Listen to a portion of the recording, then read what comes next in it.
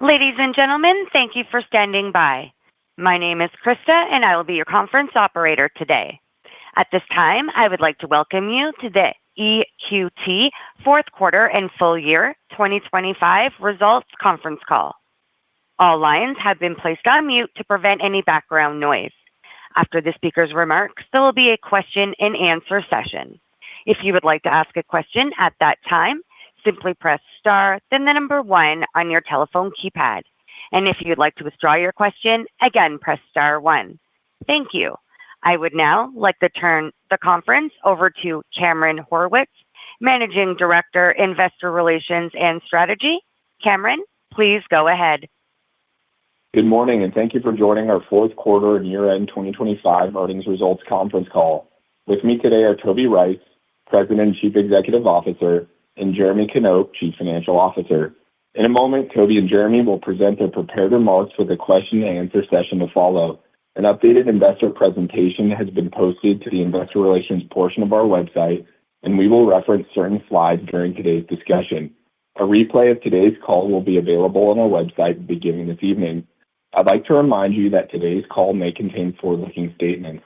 Actual results and future events could materially differ from these forward-looking statements because of factors described in yesterday's earnings release, in our investor presentation, the Risk Factors section of our most recent Form 10-K, and in subsequent filings we make with the SEC.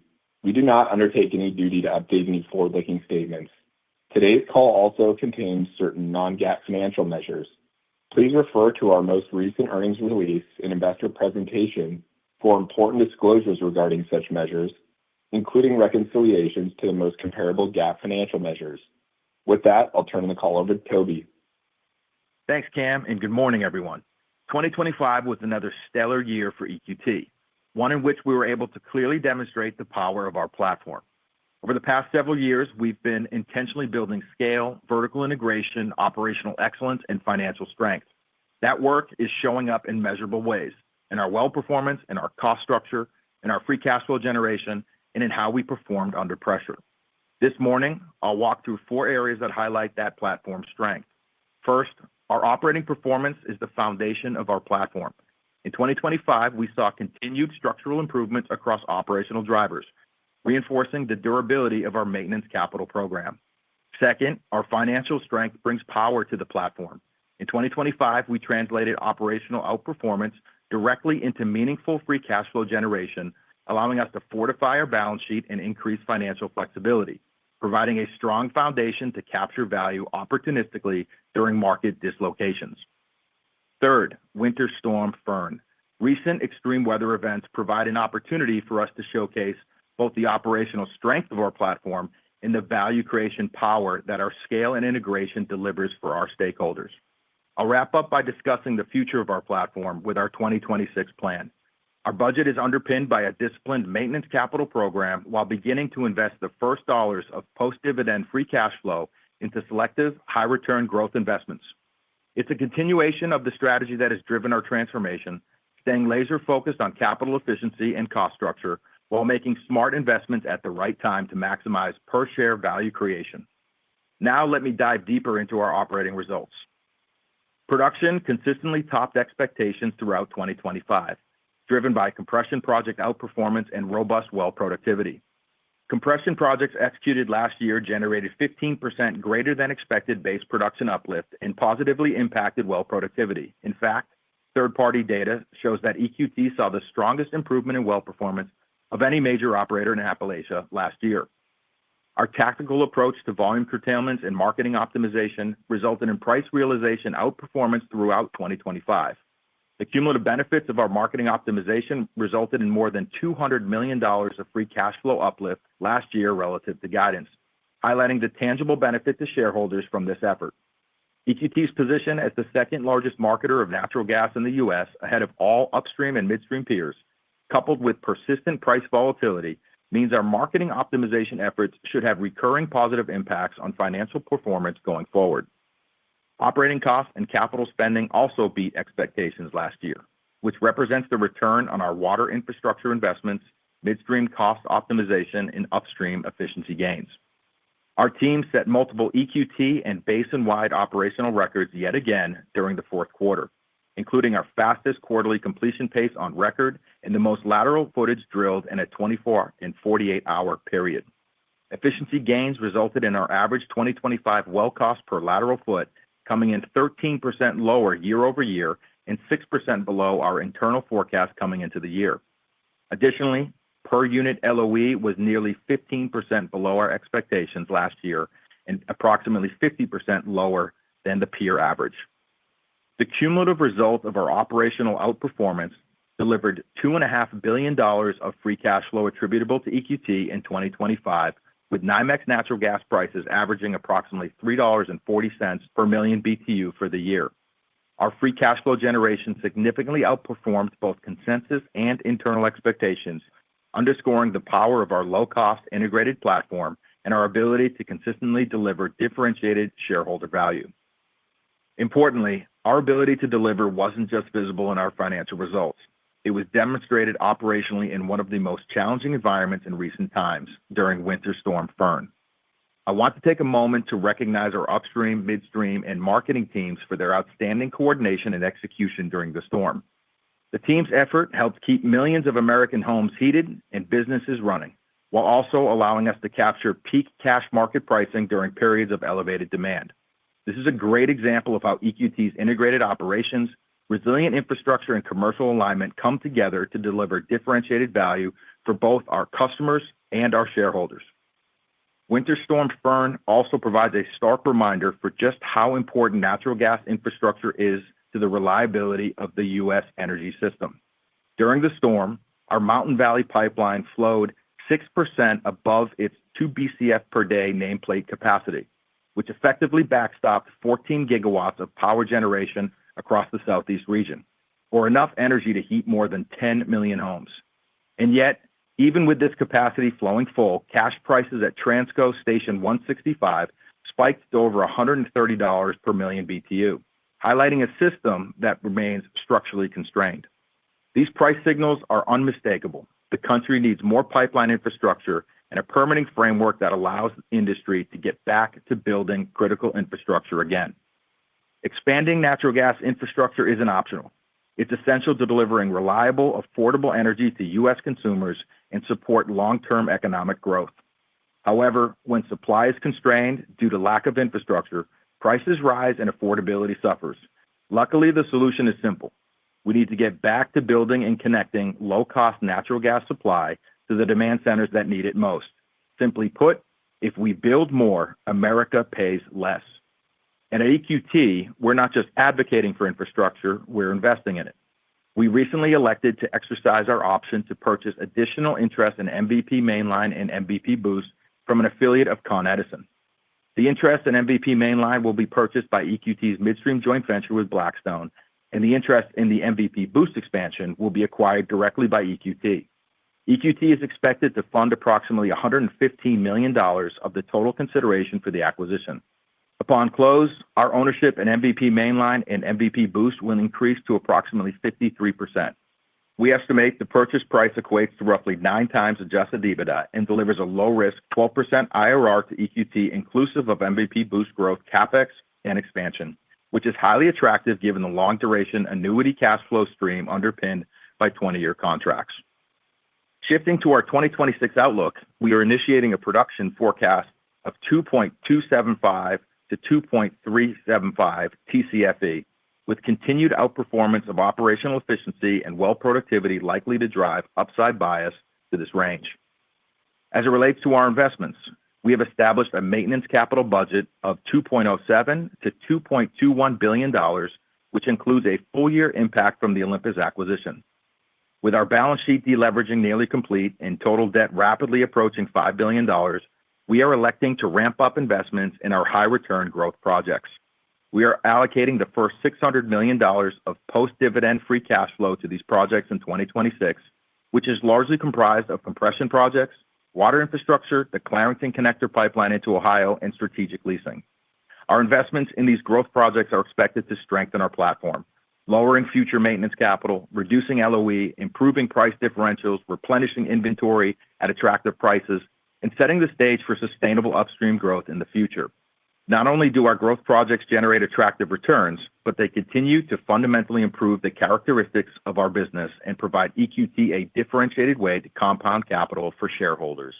At recent strip pricing, we expect to generate 2026 adjusted EBITDA attributable to EQT of approximately $6.5 billion and 2026 free cash flow attributable to EQT of $3.5 billion, which includes the impact of approximately $600 million in growth investments. Prior to the investments in these elective projects, free cash flow attributable to EQT would be over $4 billion. Cumulative free cash flow attributable to EQT over the next 5 years is projected to total more than $16 billion, highlighting the tremendous value proposition embedded in EQT stock. I'll now turn the call over to Jeremy. Thanks, Toby. Our strong execution resulted in nearly $750 million of free cash flow attributable to EQT in the fourth quarter, approximately $200 million above consensus expectations. This marks the 6th quarter in a row where we have exceeded consensus free cash flow estimates with an average beat of 40%. We outperformed across every financial metric during the fourth quarter, with strong price differentials again underscoring the recurring value created by our gas marketing capabilities. We exited the year with net debt of just under $7.7 billion, inclusive of $425 million of working capital usage during the quarter. Recent gas price strength on the back of Winter Storm Fern, combined with our opportunistic approach to hedging, should drive historic results for EQT in the first quarter, with the potential for free cash flow in the month of February alone to approach $1 billion after we sold approximately 98% of our production at first-of-month pricing, which settled at $7.22 per MMBtu for M2 and $7.46 per MMBtu for Henry Hub. We estimate January and February performance already exceeds consensus Q1 free cash flow expectations by more than 30%, setting the stage for record free cash flow generation in the first quarter and for full year 2026. As a result, we expect to exit the first quarter with less than $6 billion of net debt. This rapid deleveraging enhances our capital allocation flexibility. We are well-positioned to fund high-return infrastructure growth projects, continue our track record of base dividend growth, and accumulate cash to opportunistically repurchase our shares. The benefits of our opportunistic hedging strategy were on display as we came into the fourth quarter, with minimal production hedged, purposely leaving significant upside optionality into winter, given the likelihood of asymmetric upside if cold weather materialized. We tactically added collars and captured call option skew into sharp price rallies in the fourth quarter and over the past few weeks, including adding a company record amount of hedges in a single day in December as the market peaked. With these tactical adds, we are now nearly 40% hedged in the first quarter of 2026, with an average floor price of roughly $4.30 per MMBtu and an average ceiling of $6.30. For Q2 and Q3, we're approximately 20% hedged with $3.50 floors and nearly $5 ceilings. And we are also roughly 20% hedged for Q4 with $3.75 floors and $5.15 ceilings. This hedge position provides downside protection, ensuring we can execute on all of our capital allocation priorities while maintaining upside exposure should prices continue to strengthen into summer. Turning to fundamentals, the natural gas market has tightened significantly over the past 6 weeks. Winter to date is 5% colder than normal, driving significant demand on top of production disruptions. This cold weather tightened inventories by 225 BCF compared to prior expectations and reduced inventories below the 5-year average. We forecast storage exiting winter around 1.65 TCF under normal weather conditions through March. With LNG exports continuing to grow, the U.S. gas storage situation in 2027 looks even tighter.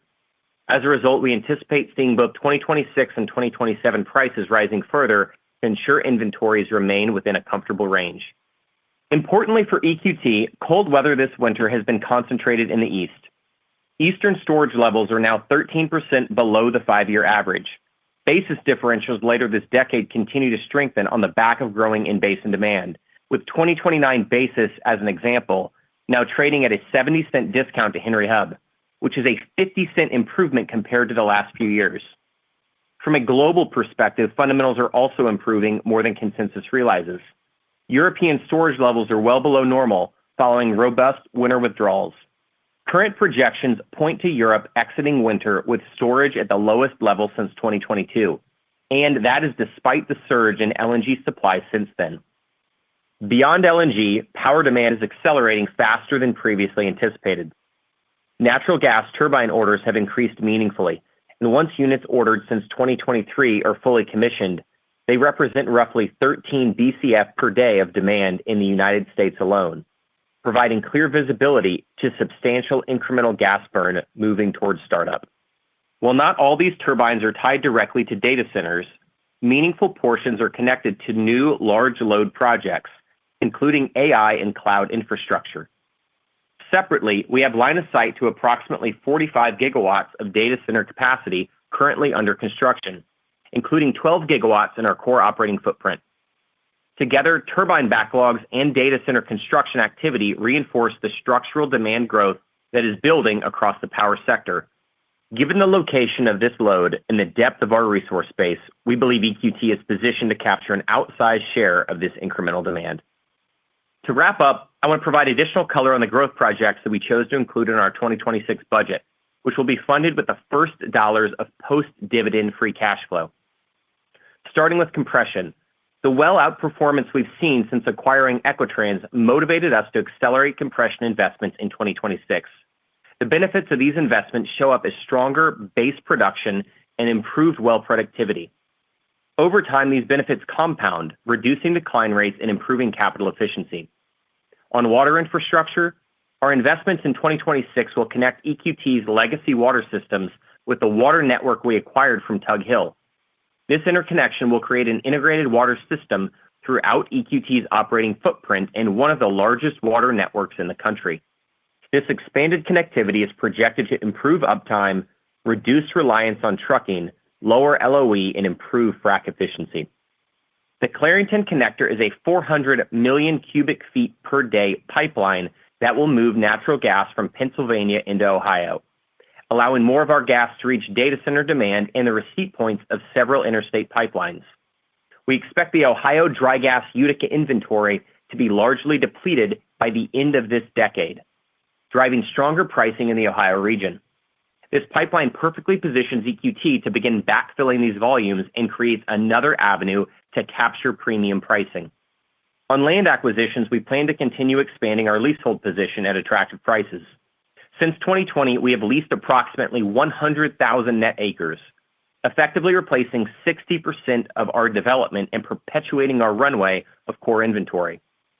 The return on these investments will show up in our financial statements through higher production, lower capital spending and LOE, higher third-party revenue, and better price realizations, driving top-line growth while continuing to reduce our cost structure. The financial outperformance we saw in 2025 was a direct result of similar investments we made in prior years, giving us confidence that our growth initiatives will translate to tangible free cash flow generation and differentiated shareholder value creation. In closing, 2025 was a stellar year for EQT and a clear demonstration of the power of the platform that we've strategically constructed. We delivered record operational results, drove material free cash flow outperformance, and significantly strengthened our balance sheet. Winter Storm Fern demonstrated the power of EQT's integrated model in real time as our teams worked seamlessly across operations, midstream, and commodities trading functions to keep natural gas flowing and provide heat for millions of Americans during one of the most challenging winter events in recent history. Our strong results are not just incremental. They compound over time to create exponential value. Every element of our business is feeding another, driving steady and significant performance gains. We are extremely proud of what our teams delivered in 2025, but we are only getting started, and the momentum we've built across the organization gives us tremendous confidence in what lies ahead for EQT. With that, I'd now like to open the call to questions. Thank you. We will now begin the question and answer session. If you would like to ask a question, please press star one on your telephone keypad to raise your hand and join the queue. And if you'd like to withdraw that question, again, press star one. We also ask that you limit yourself to one question and one follow-up. For any additional questions, please re-queue. Your first question comes from Doug Leggett with Wolfe Research. Please go ahead. Good morning, guys. Thanks for all the updates. I guess I'd like to focus to try and summarize everything you've said today to one issue, which is the trend in your portfolio break-even and sustaining capital. Can you give us an idea where you think that sits on a levered basis for 2026? And my follow-up is the deleveraging comment you made, Toby, is about, I think you said, as we get to the end of our, I don't want to put words in your mouth, the end of our deleveraging process. But it seems that you're potentially generating a ton of free cash flow, as you've indicated, for 2026. What's the priority for that free cash flow? Does that continue to go to the balance sheet as well? And by the way, I'll give a quick shout out to your tremendous videos over the storm. We enjoyed those. All right. Thanks, Doug. Yeah, on the last question, the capital allocation, the deleveraging has been rapid, and we're in a great position right now where we sit, and I think we're all the confidence in the world will bust through our $5 billion long-term target. I think we're going to continue to look to pay down debt over and above that. But as we mentioned, and you see with our 2026 plan, first free cash flow is going to be going towards the sustainable growth projects that we have on the infrastructure. That will be a theme as long as we have high-quality projects to put on the schedule. We'll continue to do that. But certainly, leverage is still the priority. We'll continue to expand on that. And I think the punchline is we can start thinking about being opportunistic in the future, and that day has come a lot sooner than what people expected. Jeremy, Your next color. Were you going to do color on the cost structure, 26? Yeah, Doug, if you want to think about break-even cost structure, I mean, we just like we're doing with our capital expenses, you have the maintenance side of our CapEx, and you have this growth side. I think for comparability purposes, as we think about free cash flow, really compared to peers in the market, and also as it relates to break-evens, we look at it really after that maintenance level. Everything beyond that is elective. So when we assess that, we're around 220 on a levered basis. That levered number is coming down rapidly this year, and you'll see us soon repay a bunch of debt we have outstanding in the market. So that levered number is falling towards the unlevered number pretty quickly. Your next question comes from the line of Neil Mehta with Goldman Sachs. Please go ahead. Yes, thank you so much. Toby and Jeremy, your perspective on Fern was helpful. I mean, maybe you could talk about quantifying the uplift associated with that. You gave us some disclosures in the release and your comments, and then just lessons learned from Fern, because I think volatility is going to be a constant on the go forward. So how are you ensuring that your marketing team is going to continue to be on the right side of these type of events? Yeah, so Fern really was a great example of the culture we built here at EQT and our ability to respond to stimulus, our company value evolution on full display, executing in the environment we're in.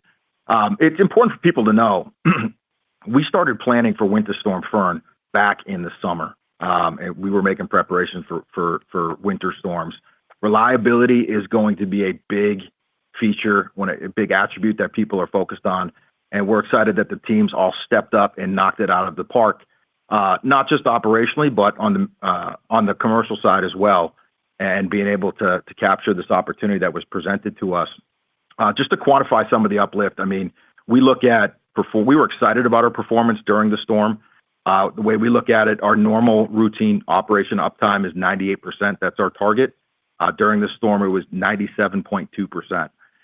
We got even more excited when we saw how that benchmarked versus Appalachian peers, and we saw a two times factor outperformance on that front. So it's certainly been an area of the organization where we really wanted to dial up the intensity, and this team proven that they actually delivered. Here's my takeaway on what we see. Volatility is here in natural gas, and I think people can have an attitude that they try and shy away from volatility and try and protect against it. We are trying to take advantage of volatility, and we think the results that we generated in Winter Storm Fern are going to be future opportunities that we see going forward, and this is a sign, and this will persist until we get back to getting infrastructure built debottleneck these markets. Until then, we're going to be able to be opportunistic and take advantage of this world-class commercial team we have here at EQT. Yeah, Neil, I would add to that too. I mean, our commodities team is focused on two things primarily. First, focused on balances, or really minimizing imbalances is probably the best way to put it. And that really comes down to extreme coordination with our operations teams and our control centers to make sure that we know exactly how much volume is coming into the system so we can keep our sales in balance. The second is arbitrage capture. A really good commodities team is not able to focus on things like arbitrage capture if they're constantly trying to figure out where volumes are. And during winter events like storm, when our operations teams are delivering and we have good visibility into both the midstream operations and upstream operations, they're able to dedicate their time to capturing that opportunity. But I mean, look, some of the trades that we executed during the end of January and early February were, I mean, absolutely outstanding, making sure volumes got to where they needed to be, shutting down all of our Gulf capacity and reselling it in basin when prices were $30, $45, making sure we had full deliverability through our MVP capacity, selling it at, $130 a MMBTU for certain days, making sure that we have confidence in the volumes that will show up in February and being able to nominate at levels like we did at 98%, which is probably an all-time high for EQT. But again, when we see the opportunity to sell gas on a month forward basis in the mid to low sevens, or to sell into station 165 at over $11 for a month, you have to be able to depend on your operating teams to do that and capture the value presented. And that's what we're able to do uniquely at EQT through the platform we've put together. Thank you both. And then the follow-up is just on the gas macro. I wonder if you could address two parts of it. One is we've seen production surprise, I think, relative to consensus expectations. Toby, something that you outlined was likely to happen at our conference in January. I think that is materializing. Has that affected the way you're thinking about the outlook for U.S. gas? And then the follow-up is around M2 basis. You guys have a differentiated point of view that M2 basis futures need to continue to tighten up, something that we are seeing some evidence of. So if you could talk about the U.S. profile for gas, but then specifically the M2 basis profile as well, that would be helpful. Yeah, we got a lot of questions when we said that we saw U.S. supply exiting 26 closer to that 114, 115 BCF a day range. That's still our view. I think things we're looking at are going to be these Permian pipes when they come online and how much they'll be full on the supply side. And then obviously people are pretty well read into what's going to happen on the demand side with LNG, and the power story is going to show up. I'd say probably, what's new for us on a macro perspective, the biggest catalyst that's hitting energy markets right now is the public's concern over energy prices and affordability. And we think that this narrative is only going to continue to strengthen, and that's going to create even more opportunities to get infrastructure built, and with our platform, that will create opportunities for EQT.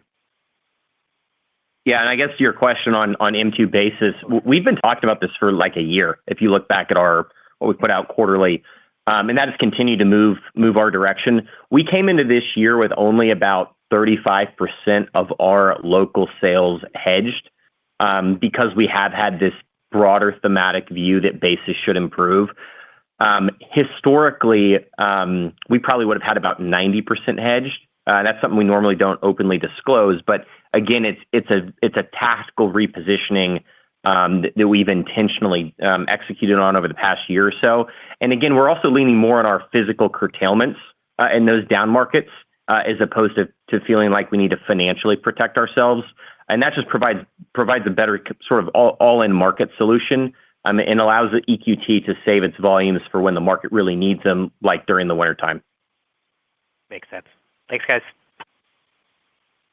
Your next question comes from the line of Arun Jayaram with JP Morgan. Please go ahead. Yeah, good morning, gentlemen. Jeremy and Toby, I wanted to see if you could talk about how you see your strategic growth CapEx evolving over the next couple of years as we think about projects like MVP Boost, Southgate, the Clarington connector. But how do you see that evolving over the next couple of years? Yeah, it's a great question. And that is, Arun, why we are so intentionally trying to bifurcate maintenance capital, which I think is the true measure of year-over-year performance and just efficiency in the base business, versus where we're choosing to elect to reinvest capital and create additional value. We're trying to create more and more of these opportunities, again, across our integrated platform. I think we see more than most companies do across the value chain. A year ago, I probably couldn't have told you about half these projects that we have in our budget this year, so I have no doubt the teams will continue to originate a lot more really good deals. But right now, I think beyond what we have in the queue for this year, the focus is really on the Mountain Valley projects that we've talked about, both Southgate and Boost. Those are probably the biggest spend items as we move into 2027. There's a number of things we're working on that I think are pretty exciting, but that's all got to come to fruition. But look, our goal is when we have not a lot of debt, if we're generating $3-4 billion of free cash flow before growth CapEx, say we invest the first $450-500 million to a base dividend, the next 500 of that or so, maybe more, like this year, depending on the quality of the opportunity, we think it's important for that to go into some sort of organic growth project. And importantly, and I think to differentiate against what you hear from some of our more direct upstream peers, there's a way to grow value and free cash flow that doesn't include just drilling more wells or drilling less wells. There's a lot more to it than that, and that's really what we're trying to underscore and emphasize, and how we're trying to differentiate how we reinvest capital. And when you step back and think about the right way to really, in our view, step into something like upstream growth at some point down the road, there are certain prerequisites to that. In our mind, you have to be the lowest cost producer, which is a box we've certainly checked. It's getting down to a very low to no leverage profile, which again, we're very rapidly executing on. But I think most critically, it's partnering in creating real structural demand for those volumes. And that's what you see us doing through the MVP expansion, through the Clarington Connector project, through the in-basin just demand opportunities that we're connecting to with our midstream platform. And once all those boxes are checked, that's when we would think about growth potentially beyond the infrastructure. But this infrastructure is really paving the road for us to get there. And at the same time, I mean, it's the type of returns that get us really excited, where we're not taking your classic commodity price risk and chasing prices. Great. Thanks, Jeremy. And just to follow up, is in terms of your investments in compression, it looks like in this year you're going to be investing about $180 million in terms of pressure reduction projects and gathering. Where are you in terms of the life cycle of investments kind of in compression? Yeah, Arun, these projects will get us pretty close to catching up and getting our systems operating at pressures that would be steady state. So future compression projects would probably show up in the maintenance CapEx portion of our budgeting. Great. Thanks, Toby. Your next question comes from the line of Betty Jiang with Barclays. Please go ahead. Good morning. I want to start with a question on your gas sales strategy. Jeremy, you mentioned that you're selling 98% at first of month. Can you just unpack how much would be the ideal amount that you sell first a month? How much you want to sell into the cash market? I'm asking this because, as you said, the volatility gas market is only going to get more volatile, which means that you want to get more exposure to cash markets or prices where, as we have seen this winter. So how does that influence how you sell your gas and how much of the gas gets dedicated to first of month versus cash market? Yeah, Betty, it's a great question. So we have a fundamentals team internally, and we try to always have a view. We're not ever trying to pick price. We're really trying to understand is where the asymmetries sit in the potential outcome. If you think about effectively what first a month pricing means coming out of bid week, it's really the market's best estimate of what those 31 days over the next month will average out to in the cash market. Over the long term, there shouldn't really be a statistical advantage, electing to one or the other, but one provides more stability when you elect most of the volume first a month. Otherwise, your traders are having to be in the market and clear a lot of volume every day. But look, when we looked at February as an example, And this was a very conscious decision we made, and we assessed what was going on in the market and effectively said, fundamentally, in our view, you probably would have had to have one of the coldest Februaries in the past 100 years to justify pricing being at that level. And so we simply said, is that really a bet we're willing to make and leave that open exposure? Or are we willing to take off an amount of value that if we're producing, call it 200 BCF a month, and we have $5 to $6 of margin baked in, do we just take the money and de-risk it? I think your typical producer is selling probably 75 to 80% first a month, and the rest of it is left open as operational flexibility for downtime. I think EQT is unique in the sense that we have so much control over the value chain and visibility into operations due to the vertical integration. We can dial that up to a higher level. And so when you see opportunities like this, we can take that value off the table. But just for perspective, if you look at where gas daily has settled month to date and where balance a month pricing is, I mean, you're averaging it's about $3.90 at Henry Hub and mid threes at M2. So if we had not made that election, our average pricing for the month would be several dollars below where we elected it to be. So it's hard to overemphasize how much value there is to be able to take off the table if you can be on top of this sort of stuff and have the visibility that we do. And again, going back to what Toby said, our real goal is to be, more like an anti-fragile philosophy where we benefit from when there's more volatility. You saw it in Q4 in October, what we did with our curtailment strategy. We were able to really take advantage of awesome opportunities, squeeze extra margin out. And then the market got volatile on the other end of the spectrum in January, February. And we, again, I think you'll see us squeeze an immense amount of value out of the market by positioning around volatility and profiting from that rather than just playing defense. Very helpful context. Thank you. My follow-up is on growth. In Toby's comments, you guys talked about the midstream investments setting the stage for sustained upstream growth.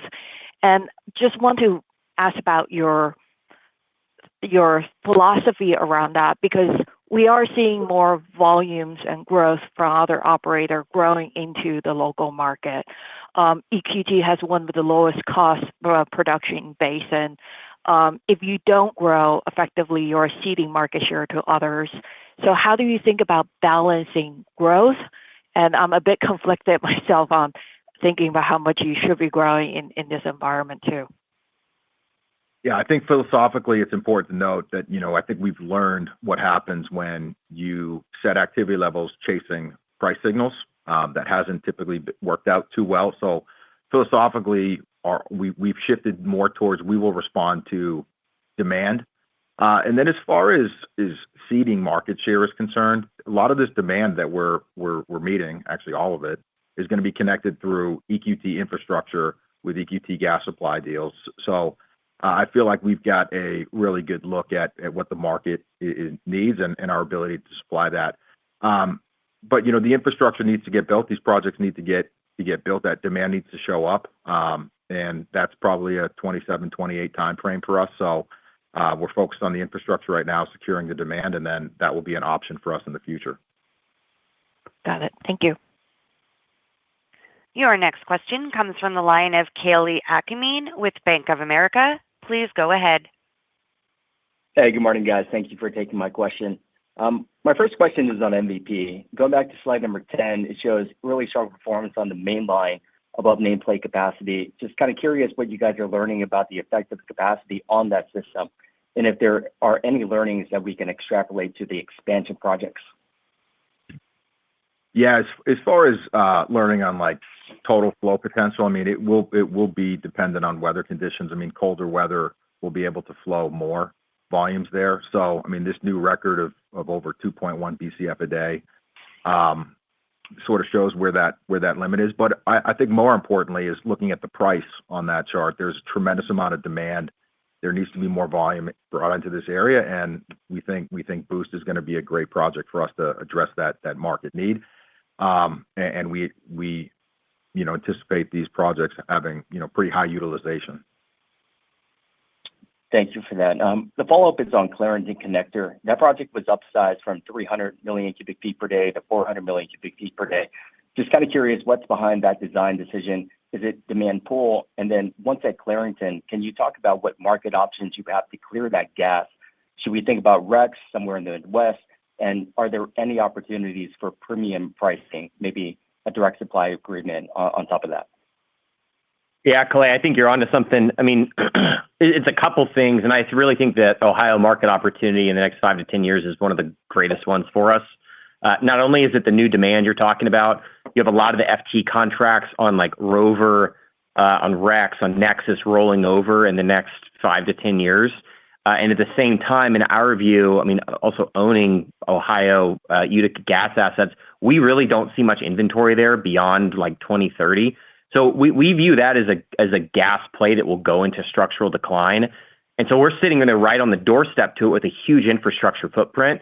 And I think the ability to build pipes directly into that region and allow those pipes to pull gas back from our much deeper inventory base on the Pennsylvania side will not only help us capture premium pricing, but actually set the stage for us to grow volumes and do so in a structurally like sustainable way, like Toby just talked about. So I think this is part of us kind of looking ahead with a longer term view and positioning around that longer term opportunity. But I think there's big time ways for us to win on both pricing and also volume to drive top line growth in the coming years. Much appreciated. Thank you, guys. Your next question comes from the line of Lloyd Byrne with Jefferies. Please go ahead. Hey, fellas. Thanks for taking the calls and congrats on capturing the volatility. I know it's been a focus for you guys. I want to circle back to Betty's comment on growth a little bit. And I know, Toby, you've talked about what a BCF means to your free cash, but if I look at consensus, there's just no growth that people have in the model. And I was just wondering, like, when do we start to see this growth emerge? And we're looking at almost 5 to 8 Bs of in-basin demand. I don't know if you guys feel the same way, but when do we hear more on Homer City, shipping ports, coal retirements, manufacturing plants, et cetera? Yeah, was the first question on growth? Was what? Yeah, just like when do it looks like consensus just has no growth, and it's super important to your free cash and going forward. And so when do we get more details with respect to that? Is that in a year? Is that in 2 years? Is that when the infrastructure is built out? Yeah, well, first thing I'd say about 26, I think our track record of beating production estimates, there is risk embedded in that production forecast. We keep that risk on, and as the year evolves and things play out, we update that accordingly. So I'd say that just look at the track record. As far as thinking about sustainable upstream growth in the future, I think that's probably a story that we start talking about. Maybe 27, we start thinking about it once we get a more clearer picture on some of the start times, some of the projects that you mentioned, like Homer City and some of the in-basin data center. We don't see the world any differently than you on what we're seeing for in-basin demand. On slide 22, we laid out our estimates of 6 to 7 BCF a day. What's changed a little bit? Power demand for data centers has gone up. Coal retirements has been pushed back a little bit, but net, it's still a healthy source of in-basin demand. Okay, and let me just follow up, Toby, a little bit on given your resource depth and your break-evens, just how much production are you comfortable with going forward? Could you add 2 Bs? Could you add 3 Bs and still be comfortable? Yeah, I mean, this is a question we've asked here. I mean, realizing the full potential of EQT, when we came in here, we think about, well, what's the full potential of this, almost 2 million acre resource base we have here. Obviously, we're super disciplined to making sure that we're pairing up with demand, but we believe we have a productive capacity of about 12.5 BCF a day. Think about that for when we think about the amount of opportunities that we could create on the midstream and infrastructure side of things and still be able to take advantage of the benefit of that integrated platform and capturing the margins on the upstream side, which is where we feel like the largest source of value capture is going to occur. that's sort of how we look at it. But I mean, that's aspirational for us, and this is one of the reasons why we're pushing so hard with our growth engines to capture this demand and create these infrastructure opportunities for us. Lloyd, I'd add to that too. I think when you look back at our industry over the last decade or two, so much of growth comes down to companies, really irresponsibly chasing price signals that are fleeting. I think as we think about growth, it comes back to those three prerequisites I mentioned earlier. And as we think about it, it's not something where you'll probably ever hear us come out and say like, hey, we're just going to grow for the next 12 months, right? Or, hey, we think if prices are higher, we're going to add a little bit of volume. That's not how we think about it. I don't think any company gets rewarded for that. If anything, you're just introducing uncertainty and sort of gambling on price. The way we think about it is when that demand is structurally showing up, whether it's the MVP projects coming online, like Clarington data centers, whatever it might be, that is structural demand of multiple BCFs a day that we are really underpinning. And if we grow it, it probably looks more so like we grow, 3% for the next 5 years, on like a CAGR basis.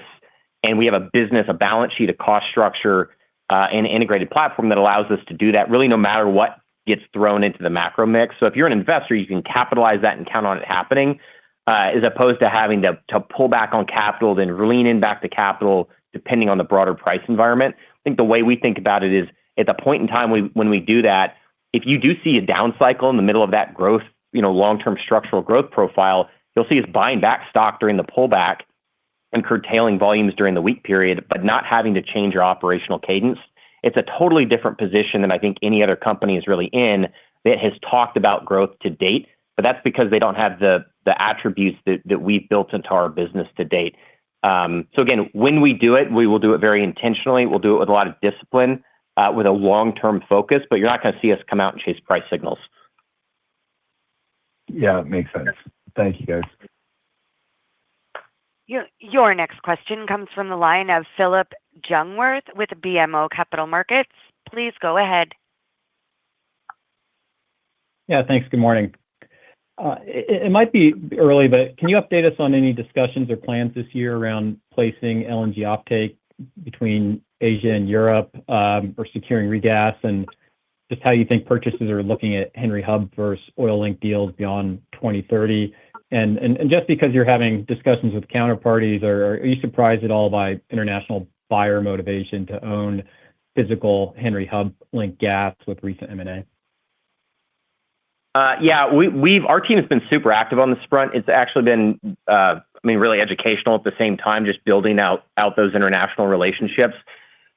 The demand, I think, is a lot more real than what you read about. I think that market is very opaque. I think what you learn on a firsthand basis, interacting with the marketing teams and the executives of some of these international businesses, just gives you a different perspective on this. But I would say, I just characterize it as I think that demand's a lot more real than people realize. I think there's a lot more demand for volumes, especially when LNG prices are not $20. They're, call it $8 to $12. I think you're going to see a lot of that gas picked up. And it goes back a little bit to my, what we said in our prepared remarks around just where European balances are right now. Despite all the gas added in the last couple of years, you're still looking at really low inventory levels. So I think that's indicative of just how that gas globally is being absorbed. But look, I'd say there's been a unique level of interest in our volumes and buying from a producer. When you look at the existing LNG players in the U.S., all of them is like liquefaction facilities are set up to be like short Henry Hub, and the off-takers are short Henry Hub. And when you work with EQT, you actually, effectively like vertically integrate through the chain through that purchasing pipeline. What you're seeing with buyers come into the U.S., it's not that, for example, Asian buyers are coming in wanting to grow a bunch of Haynesville volumes or East Texas volumes. It's just to own that physical molecule so they're not short anymore. So I wouldn't expect to see them chasing price signals either in the same way. But it is leading to just so much interest in our resource base. And I think there's been a lot of realization from both European, really like super majors all the way to buyers across Asia that the Gulf Coast in particular, the Haynesville, is just super short inventory. And if you're looking at securing physical molecules for 2030 and beyond, you just don't have it. right? And so it's like a mismatched maturity for the liability you have when you sign up for offtake. And so we're increasingly actually seeing a lot more interest in molecules coming out of Appalachia or the Permian. I think from our standpoint, that's really where long-term gas supply will come from to feed the LNG demand. It's not the Haynesville. And I think everyone's really starting to realize that internationally as well. No, that's great. And then you guys have over 40 BCF of gas storage, which came from Equitrans. I mean, it doesn't get a lot of airtime, and you're effectively managing the reservoir as storage at times. But do you see value in adding storage further from the wellhead as part of a broader gas marketing strategy? And separately, just a quick one. Now that you own 53% of MVP with the bolt-on, are you planning to consolidate that venture? Yeah, just high level on storage and how it fits into our strategy. I'll let Jeremy expand on some of the details here. One of the biggest focuses that we see is going to be on the reliability of energy, and that simply means delivering volumes to the market when the market needs it, at the level that the market needs it. So storage is going to be a big part of the focus. We're doing that right now with our strategic curtailment. That is a really big lever that we pull, and we've pulled that pretty consistently over the past couple of years. That's a really great tool for us. And we'll look for other tools out there that will enhance the reliability of the energy that we produce at EQT. Yeah, I mean, look, it all comes down to returns for us, just like these growth projects. But, we have storage capacity on the Gulf Coast already. In addition to the storage we have in Appalachia. Really what the market needs, though, is not necessarily storage in Appalachia. It needs salt storage along the Gulf Coast region to really help balance and buffer what I think of as like ground zero of volatility over the long term with the seasonal swings and maintenance cycles of those LNG facilities, just because it's so concentrated geographically. So it's something we're studying and spending more time thinking about. I do think you have to, as an operator, like as much value as I think our team has and could squeeze out of a lot of storage capacity. If I'm an investor, that's a hard thing to model and understand. I think that's the type of cash flow that's going to get a pretty low multiple on it. So we're trying to be cognizant of that at the same time, and make sure however we go about expressing a view of like long volatility through storage, is whether it's an operator like we are today or someone leasing capacity, which we also do. We do it in a way that actually converts to value for shareholders. So it's an area we're spending more time, but it's probably one of also the greatest opportunities for infrastructure investment in the country right now, and really the world overall, just to help make sure there is the buffer in the system. Thanks, guys. Your next question comes from the line of Nitin Kumar with Mizuho. Please go ahead. Great. Thanks for taking my question, guys, and congrats on a great quarter. I want to follow up on Arun's question around growth CapEx. I know sometimes in an integrated model, the spending on infrastructure can dilute the ROE, but your investments are very tied to your upstream portfolio. Is there a way for you to quantify what is your ROE on this growth CapEx, or anticipated ROE on this growth CapEx? Yeah, on the infrastructure we have for 26, we can look at a free cash flow yield like holistically, some between 20 and 30% across the projects is how we think about it. So, typically when you think of infrastructure, you think of returns lower than that. And I think part of this, why these returns are so good, are just investing within our operating footprint. And so those are the type of opportunities we're looking for organically on the infrastructure side. That being said, it pales in comparison to developing upstream Marcellus, with a $3.54 gas price. But we've got to be very thoughtful about that and make sure the demand is set up before any upstream volumes are brought in. Yeah, and just remember too, I mean, we're focused on returns on shareholder capital. I think a lot of your just classic upstream companies get so focused on things like single well IRRs, and that's just apples and oranges versus what creates stable annuity like cash flow streams for investors that drive things like free cash flow and free cash flow yields. So when you think about it, if you're drilling a well that gets you 100% IRR, to get a return on your enterprise value equal to your WACC, like that's generally it's like a 10-to-1 sort of ratio. So if you want a 10% return, you probably need to on enterprise value, you probably need something like 100% well return. Companies who are out there talking about like, 15% like wellhead return break even, you're probably generating like a 1% return for shareholders relative to your WACC. That doesn't make any sense. I think it's just missed in the equation overall. When we think about it, you have to look at something like infrastructure cash flows, which are annuity-like in nature. All the capital we're putting in here is recurring cash flow that comes out of this over the long term.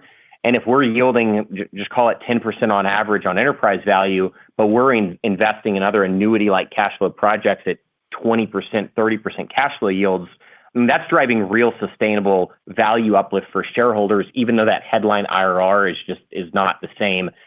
Just to give you another example of that, like to earn the same multiple on your investment, drilling a Marcellus well versus a Haynesville well, your Haynesville well needs double the IRR to get the same multiple of invested capital, right? You're not really creating value, but that hyperbolic decline really skews that calculation.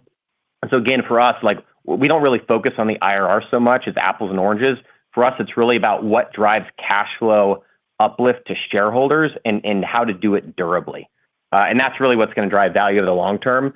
Look, when you step back and think about all the infrastructure investments we've made, even buying Equitrans when we did, it really comes down to that as like a foundational sort of insight we had years ago, and also what kept us out of going into plays like the Haynesville. Again, like a lot of people look at our stock and say, well, you trade at a higher multiple than peers. Well, we did a couple of years ago. We've outperformed virtually every peer since then, and we still trade at a similar level, right? So I think you have to parse this apart to really understand like where is value coming from and why. Yeah, I think you certainly have proved the value of what you embarked on 2 years ago with the Equitrans acquisition. My follow-up, Jeremy, is on the balance sheet. You have some very impressive goals, which do seem achievable for balance sheet reduction. How do you think of the balance sheet beyond 26? Typically, it's seen as a buffer against volatility, but you've designed the organization to actually ride volatility a little bit better than peers. So how should we think about the balance sheet going forward? Yeah, I mean, just consistent with what we've said in the past, and $5 billion we see as our long-term max debt level. I would expect our net debt level to fall below that. I don't think again, as we've said for years now, I don't think you'll ever see us come out with a programmatic buyback. I think the way we think about it is while in theory in a spreadsheet, your return on cash sitting on the balance sheet is very low, it's hard to overemphasize how valuable that is on just the optionality of that in a very cyclical, volatile industry.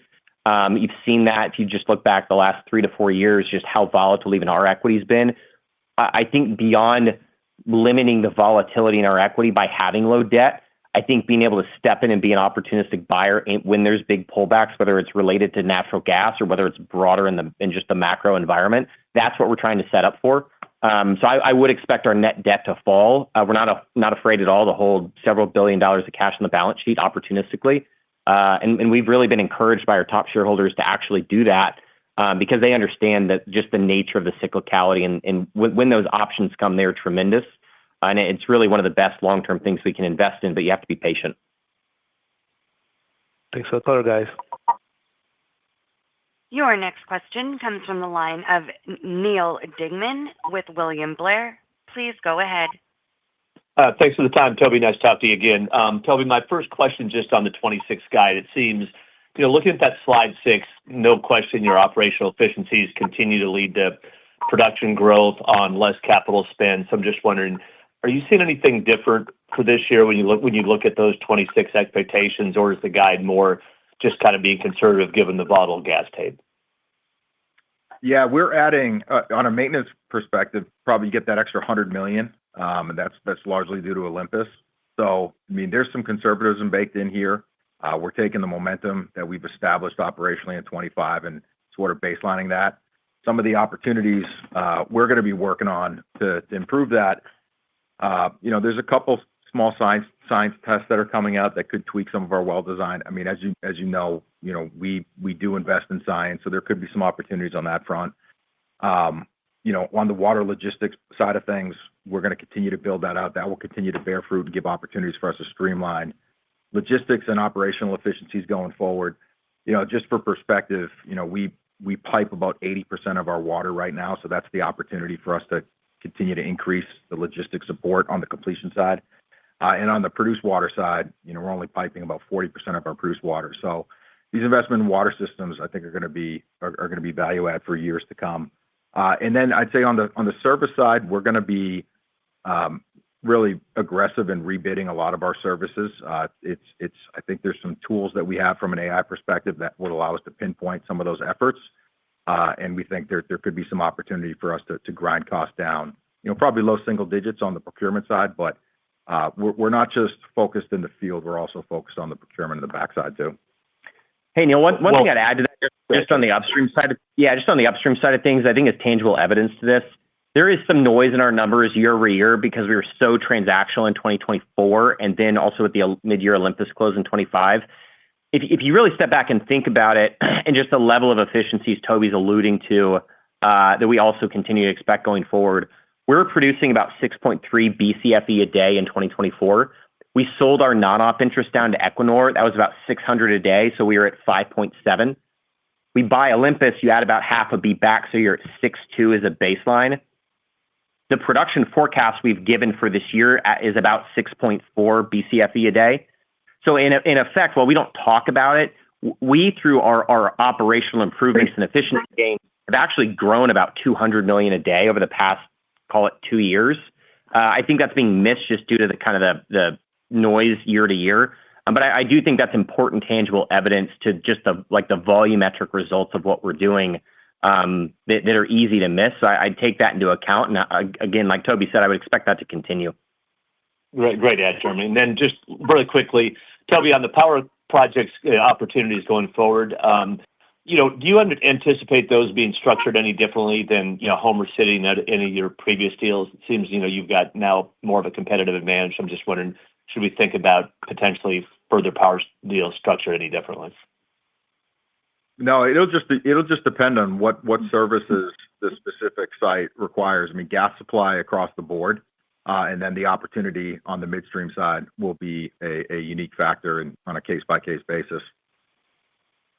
Very good. Thanks, buddy. All right. Thanks, Neil. We have time for one more question, and that question comes from the line of Kevin McCurdy with Pickering Energy Partners. Please go ahead. Great. Thanks for fitting me in, and I'll just keep it to one question. Kind of coming back to the production growth, we noticed that the 2026 turn-in-line count is higher year-over-year. Just curious on the cadence of those turn-in-lines throughout the year, and does that level give you some flexibility or optionality to grow in 2027? Yeah. Right now, we haven't tried to tee up growth into 2027. I mean, to some degree, I think what you're seeing is just lumpiness, as you would expect from a company our size when we're pursuing combo development. This is not setting up for 2027 growth right now. If we come out and intentionally mean to grow beyond what I'd call the accidental growth of just getting so much more efficient of the 200 a day I referenced in the prior response, we'll come out and say that, but we're not ready to pursue that. We don't think the market's ready for it yet.